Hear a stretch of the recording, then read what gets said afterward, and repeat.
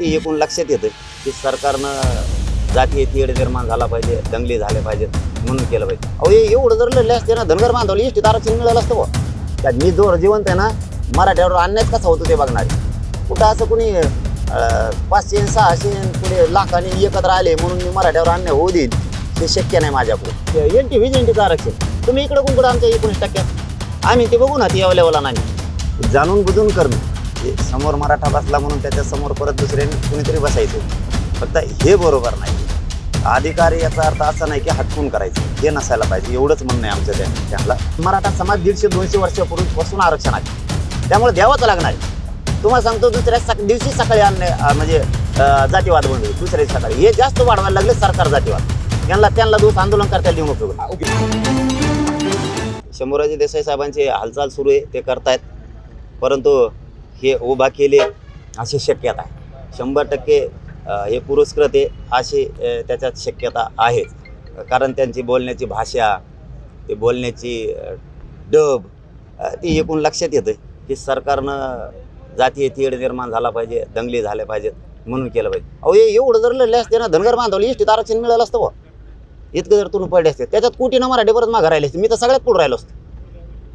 ते दिलं सोडून आणि उघडच आता हे त्याचं भांडण उकरून घेतलं याने, ते यावल्यावालेचं, आणि त्याला काही काम नाही. उलटी फपले मफलर टाकीतं आणि बसलंय तिकडं गचपानं एका कोपऱ्यात जाऊन, दिली आमची काडी लावून इकडं आणि झालं मोकळं. ते काही काम आहे का काही कामाधामाचं? अहो धनगर बांधव जर त्या गोरगरीब धनगरासाठी एसटीत आरक्षणात लढला असता, आत्तापर्यंत आरक्षण मिळालं असतं ना. काय गरज काय? ते आमच्या याच्यात हे बघा, आम्ही जाणार आहेत ओबीसी. हां, कुणी येऊ दे, आम्ही जाणार आहेत. तुम्ही 1000 पटीनं ताकद लावली तरी ओबीसी जाणार आहेत. काय व्हायचं असेल ते होईल, त्याला नावे लागेल. फक्त आता याच्यातून शहाणं मराठ्यांच्या सगळ्या पक्षातल्या नेत्याने होणं गरजेचं आहे. तुम्ही ज्यांना मतदान केलं ना, ते सुद्धा व्यासपीठावर मराठ्यांचे भाषणं ठोकीत येतात, मराठ्यांना आरक्षण मिळू नये म्हणून. तुम्हाला लाज वाटली पाहिजे की तुम्ही त्यांच्यासाठी मरमर केली. आज ते तिकडे गेले, भाषणं ठोकतात, आणि तुम्ही त्यांच्यासाठी आमच्या व्यासपीठावर नाही आलात, आणि ते त्यांच्या जातीसाठी गेलेत. आता तुम्हाला लाज वाटली पाहिजे की आम्ही मतदान केलं, तुम्ही गेलात ना त्या व्यासपीठावर.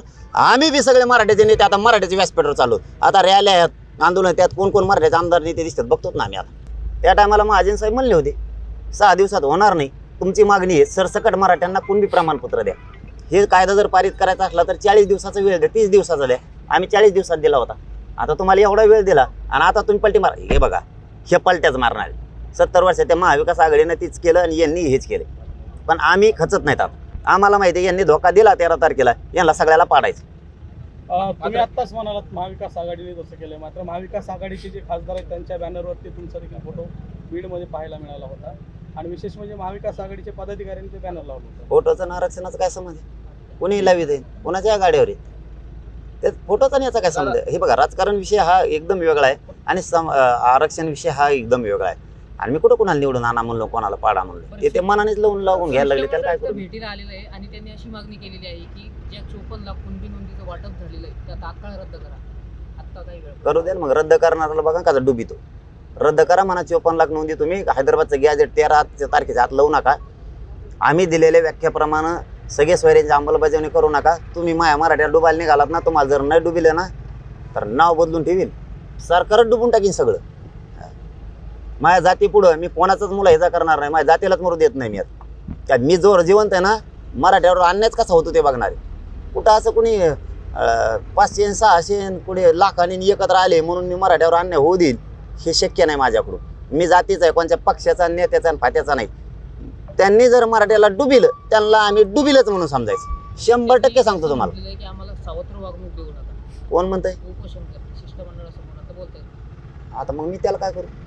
सावत्र वागणूक मी थोडेच देतोय. मी तर म्हणतो धनगराला आरक्षण मिळालं पाहिजे एसटीतून. हे पहिला माणूस असन असा एक धनगर आपल्याकडून नसून म्हणत असन महाराष्ट्रात, मी असं पाहिला असन की धनगराला आरक्षणच द्या म्हणतो.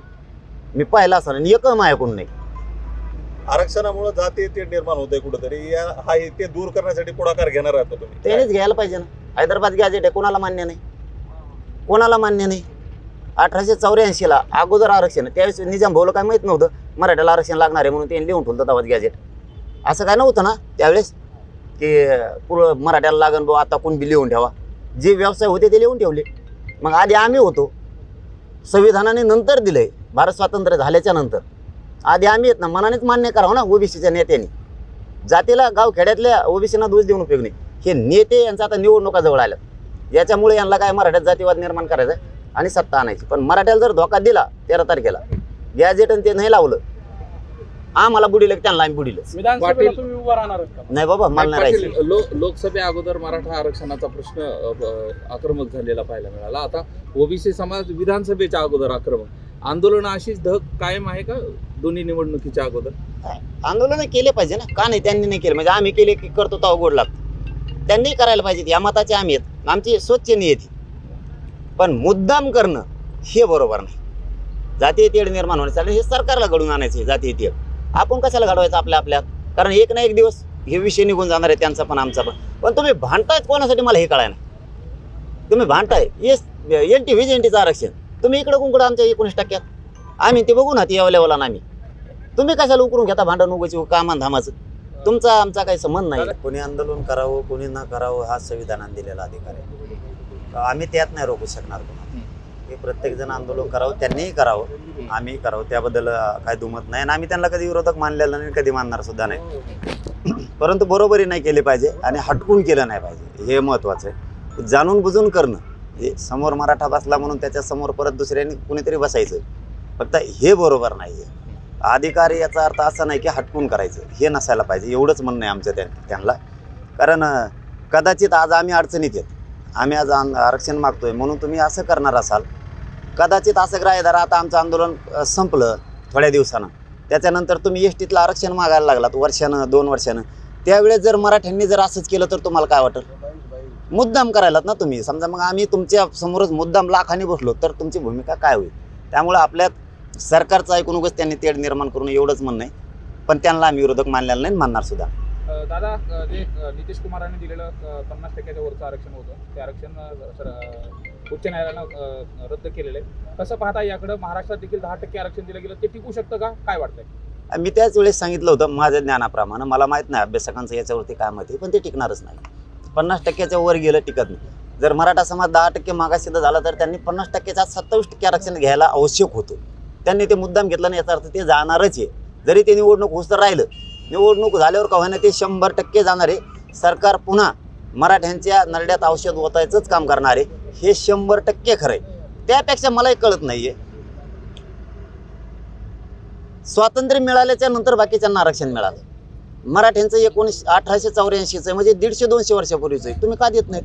सरकारनं ठामपणानं सांगणं गरजेचं आहे, असं माझं वैयक्तिक मत आहे. आणि मराठा समाजसुद्धा माझ्यामध्ये सरकारनं स्पष्ट सांगावं. आता मराठ्यांचं गॅजेट आहे हैदराबादचं, सातारा संस्थांचं आहे आणि बॉम्बे गव्हर्नमेंटचं आहे. हे 150-200 वर्षापूर्वीचा विषय. आम्हाला मराठ्याला आरक्षण द्यावंच लागणार आहे. तुम्हाला सांगतो, एकाच दिवसात जातीवाद बंद होईल, एकाच दिवसात. जे कायदे आहेत ते आम्हाला द्यावं लागणार आहे, त्यांच्या नोंदी द्यावं लागणार आहे. सरकार काय करायला लागलंय? त्यांना म्हणताय आम्ही देणार नाही त्यांना, आणि आम्हाला अलग म्हणताय आम्ही देणार आहे ओबीसी त्यांना. याच्यापेक्षा त्यांनी स्पष्ट बोलावं. आता काय बोलायचं ते? मग याच्यामध्ये खोटं नेमकं कोण बोलतंय? सरकार. म्हणजे 70 वर्ष सरकार फुलच ना, पण त्यांना कळा नाही. आता ते आंदोलन कशासाठी करतात त्यांनाच कळा नाही. आम्हाला विरोध करायसाठी कशाला शक्ती व्हायला घालता? तुमचं NT VJNT मध्ये आरक्षण तुम्हाला धक्का लागत नाही, कशाला तुम्ही आमच्या विरोधात येत आहे विनाकारण? देव जरी आला तरी त्यांना धक्का नाही लागत बाबा. विनाकारण तुम्ही भांडणं उकरून घ्यायला लागलात, असं झालंय. पण याच्यात आता सरकारचीच भूमिका महत्त्वाची. सरकारने सरळ सांगायला पाहिजे, हैदराबादचं गॅजेट आम्हाला लावणं बंधनकारक आहे.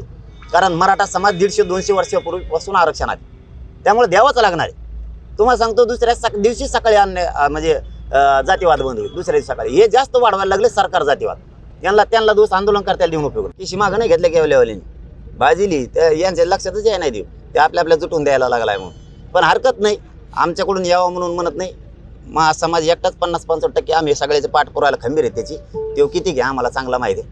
परंतु जातीवाद मी होऊ देत नाही, काळजी करायची नाही. ते जातीवाद आणि दंगल घडवण्यासाठीच आंदोलन उभा केले तिथं. मी होऊच देत नाही तिथं काही. गावखेड्यातल्या एकाही ओबीसी आणि मराठा बांधावर हात पडू देत नाही मी तिथं. वेळ पडली तर मी एखादा पाऊल मागं सरकार, पण मी सरकारचं स्वप्न पूर्ण नाही होऊ देत, कव्हाच होऊ देणार नाही. सरकारला नाही जिंकू देणार म्हणजे नाही जिंकू देणार. पण 13 तारखेच्या आज जर नाही दिलं, त्यांनी आम्हाला पुन्हा फसविलं आणि आमचे लेकरं जर डुबायचा प्रयत्न केला, सरकार डुबिलच म्हणून समजायचं.